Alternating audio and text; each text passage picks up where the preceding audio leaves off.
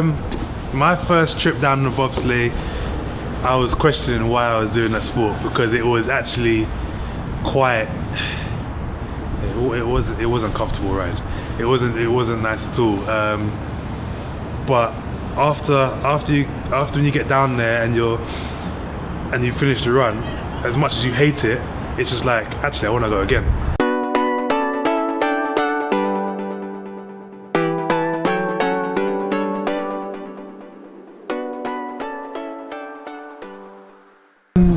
I've seen, in terms of bobsleigh, I've seen a lot of sprinters go into bobsleigh. Can you tell us a bit about how sprinters have been getting into bobsleigh? I think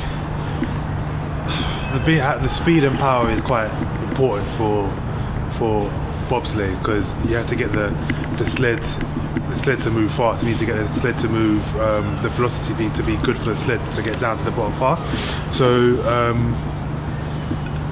and the sprinters are able to transfer. So I found it quite not easy, but it's quite similar training. So to transfer my sprinting into bobsleigh was quite a natural process because all we're doing is working on the first 30-40 meters, which is similar to the starts of a sprint race. So yeah, it's quite a kind of a natural transition for the sprinters because it's something that we do on a day-to-day basis anyway. The only difference is we need to get the technique of hitting the sled and moving the sled efficiently, which is the more difficult process. And how did you yourself get into bobsleigh? My coach Joel Fearon, I've been with him for a few years, and I got injured a few times in athletics. I just kind of wanted something different to do, and he suggested bobsleigh because one of my training partners had just started, Simeon Williamson, and I thought, well, if I do bobsleigh, then I can kind of balance the both. I can do the winter sport and I can do summer as well. So yeah, just went to the trials and yeah, did well. So yeah. And in 2016, Joel Fearon, bobsledder, ran 996, fastest man in the UK that year. Yeah. Do you think that having done bobsleigh helped him to improve as a sprinter? Oh, definitely.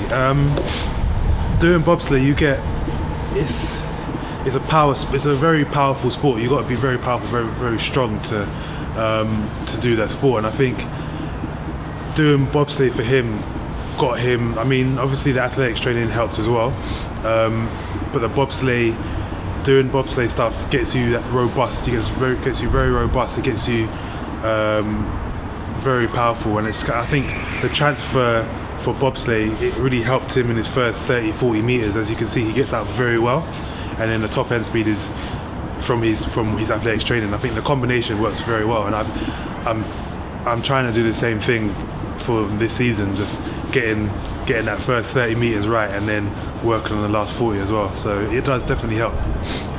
So can you tell us what you've done in terms of bobsleigh? What competitions you've competed at? My first season in bobsleigh, 2015-16, I did I went to World Junior Champs under 26s. Me and my driver in the two-man, we came 5th at World Juniors. The same driver came 6th, Bradley Hall, who came 12th at the Olympics in two-man. Me and him came 5th at World Juniors. That same season, I got selected for the World Senior Championships. I was on the number 1 sled, and I got injured, and then got taken off. I've done World Cup races where we've started number 1 in the world, come down 6th in the World Cup. I've started in European Championships. We had the what was it? It might have been the fourth or fifth fastest start, and come down 14th. So I've done a few competitions. Narrowly missed out on the Olympics, which is quite disappointing. But yeah. And you said you did World Junior Champs under 26. Isn't that quite old for World Junior? It is quite. When you look at like other sports, like athletics, juniors is under 20s, or other sports might be under 21s. Under 26 for bobsleigh, I think it sounds quite old, but bobsleighers go on for quite a long, to quite an older age, and you don't really get into the sport don't get to the top of your sport until you're a little bit older. So I think that's the reason, but it is quite old for junior. But yeah. And can you tell us how training has changed going from being a sprinter to being a bobsledder? I think it's just a lot more short and sharp stuff. Like with athletics, we have the winter training where we're doing loads of 300s, doing 400s, 250s, whereas bobsleigh, we don't do as much of that stuff. It's more 30, 40, 50, 60 meter stuff, and just always in the gym. So it's similar, but it's more how we prepare for indoor race is how we kind of similar to what we do for bobsleigh, except we're pushing the sled as well. So yeah.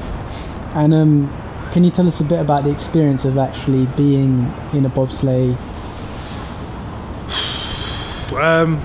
My first trip down the bobsleigh, I was questioning why I was doing that sport, because it was actually quite. It was a comfortable ride. It wasn't nice at all. But after you get down there and you finish the run, as much as you hate it, it's just like, actually I want to go again. So it was exciting, but not nice at the same time. And doing bobsleigh, it's made me, like, coming back to athletics, doing a bit of athletics now, I'm realizing that how much hard work I had to do in bobsleigh, different type of hard work. But coming back to athletics, it's hard. It's different type of work. But I've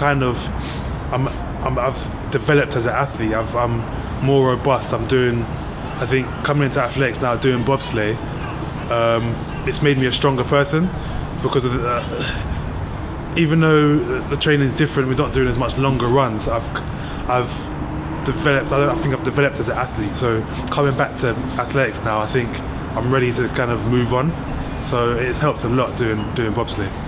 And you narrowly missed out on qualification for the Olympics. What do you still need to do to, say, maybe qualify for the next Olympics?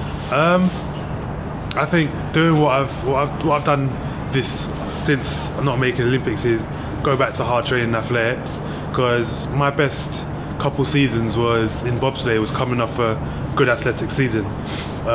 So what I'm going to do is get back to athletics, get myself in this good sprinting shape as I was 4, 5, 6 years ago. If I can get myself back in that type of shape, when I come back and step on the bobsleigh track, it will prepare me in the sense that I'm able to run fast, so that should be able to transfer to push fast as well. So for the next Olympics, I've got 4 years to get myself in good athletic shape, get myself in bobsleigh shape. But I know the bobsleigh technique now.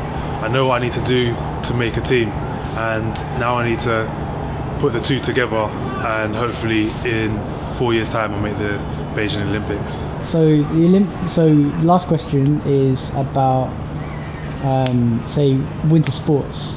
A lot of people say are not really interested in it, or there's not a lot of people watch it. How do you think we could maybe increase participation or interest in winter sports? I think it's always going to be difficult, because we don't have much winter facilities in this country. Like bobsleigh, we train on the dry slope in Bath. We train on a track or whatever. So it's okay. There are winter facilities, but like say skiing, there's no ski resorts here. So I think it's always going to be difficult because it's not like in this country we're more football based or rugby and athletics. Those are the kind of the main sports because that's what we do in school. That's what we do in growing up. I think to help would be if we introduced those type of sports in schools. So if schools were to go on trips to France or something like that where they would have that kind of experience, that's when people would start taking more interest. It's because this is me personally, I think because we don't do it in school, or we don't do it growing up, it's not really a part of us.